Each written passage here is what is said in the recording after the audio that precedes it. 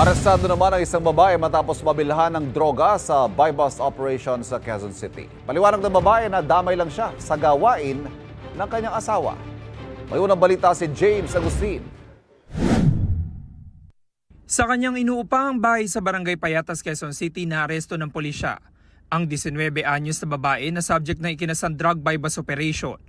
Nabilan umano ng shabu ang suspect ng pulis na nagpanggap na buyer. Nakuha ang mahigit 100 gramo ng shabu na nagkakahalaga ng 748,000 pesos. Ayon sa pulisya, mga residente sa lugar ang nagsumbong tungkol sa nangyayaring bentahan ng droga. Base sa aming impormasyon, mga kliyente niya, yung mga taga Barangay Payatas lang. So doon lang siya nagko-concentrate. Inaalam pa ng pulisya ang source ng droga. Karaniwan daw ang transaksyon ay sa pamamagitan ng consignment. Yung consignment, halimbawa, meron kang binabagsakan.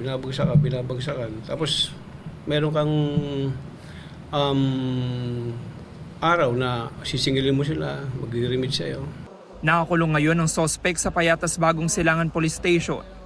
Emosyonal siya nang tanungin kaugnay sa kanyang pagkakaaresto. Ang mali ko lang po is tinolerate ko yung asawa ko. Pero po hindi po talaga ako nagbebenta. Hindi rin po ako gumagamit. Pinilit ko naman po yung asawa ko na magbago po kami para po meron akong peace of mind. Kasi nga po nagkakasakit na po ako sa kanya. Nakuha lang po yun sa mismong bahay namin pero sa akin po hindi po. Maharap ang suspect sa reklamong paglabag sa Comprehensive Dangerous Drugs Act. Ito ang unang balita. James Agustin para sa GMA Integrated News. Kapuso, huwag magpapahuli sa latest news and updates. Mag-iuna ka sa balita at mag-subscribe sa YouTube channel ng GMA Integrated News.